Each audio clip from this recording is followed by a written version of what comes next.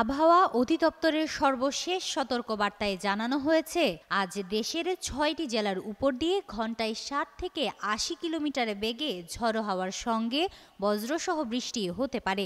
খুলনা, বরিশাল, পটুয়াখালী, নোয়াখালী, চট্টগ্রাম ও কক্সবাজার অঞ্চলে দক্ষিণ বা দক্ষিণ পূর্ব দিক থেকে এ ঝড় বয়ে যেতে পারে বলে জানানো হয়।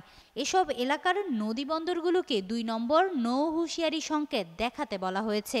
অন্যদিকে দেশের অন্যান্য অঞ্চলেও ৪৫ থেকে ৬০ কিলোমিটার বেগে দমকা হাওয়ার সম্ভাবনা রয়েছে, যেখানে ১ নম্বর সতর্ক সংকেত দেখাতে বলা হয়েছে। এছাড়া ২৮ মে সন্ধ্যায় প্রকাশিত ১২০ ঘন্টার পূর্বাভাসে বলা হয়েছে, রংপুর, রাজশাহী, ময়মনসিংহ, ঢাকা, খুলনা, বরিশাল, চট্টগ্রাম ও সিলেট বিভাগের অধিকাংশ জায়গায় দমকা হাওয়া সহ হালকা থেকে মাঝারি ধরনের বৃষ্টি হতে পারে। কোথাও কোথাও মাঝারি থেকে অতি ভারী বর্ষণের সম্ভাবনাও রয়েছে। সারা দেশে দিনের তাপমাত্রা ১ থেকে ২ ডিগ্রি এবং রাতের তাপমাত্রা সামান্য হ্রাস পেতে পারে।